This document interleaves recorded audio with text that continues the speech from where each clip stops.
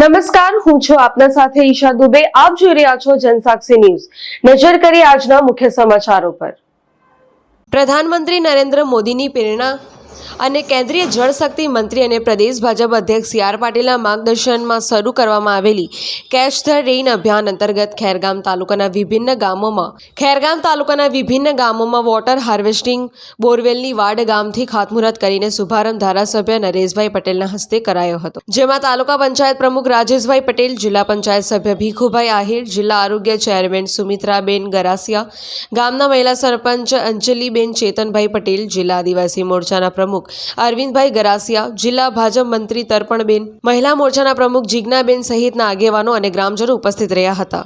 Hitesh Patel, Jansakshi news, Khergam.